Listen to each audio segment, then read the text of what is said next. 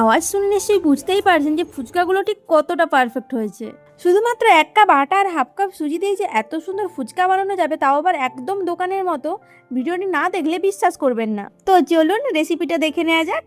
এখানে মেজারমেন্টের ব্যাপারটা অতটাও কঠিন নয়। নিয়েছি 1 বাটি ভরে গমের আটা আর সাথে নিয়েছি হাফ বাটি সুজি, মানে যতটা আটা তার ঠিক অর্ধেক সুজি। 1 চুটকি বেকিং পাউডার দিয়ে অল্প অল্প করে জল দিয়ে আমি এখানে টাইট একটা ডো তৈরি করে নেব। হাতে সামান্য তেল লাগিয়ে নিয়ে ওই ডো থেকে আমি ছোট্ট ছোট্ট লেচি কেটে নেব।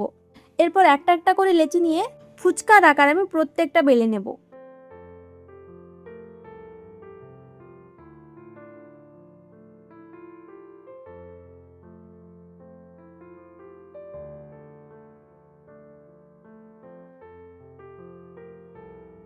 সব ফুচকাগুলো বেলা হয়ে গেলে কড়াইতে তেল গরম করে মিডিয়াম আঁচে আমি ফুচকাগুলো ভেজে নেব।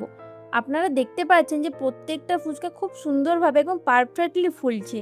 আর আমি এটা যতবারই বানাই ততবারই কম পড়ে যায়।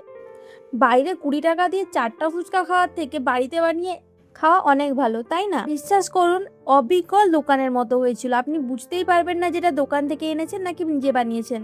একইভাবে সমস্ত ফুচকা আমি ভেজে নিয়ে তুলে রাখবো। দেখুন হয়েছে না একদম দোকানের মতো। দেখলেন তো কত সহজ পদ্ধতি আর কত কম উপকরণে তৈরি হয়ে যায়।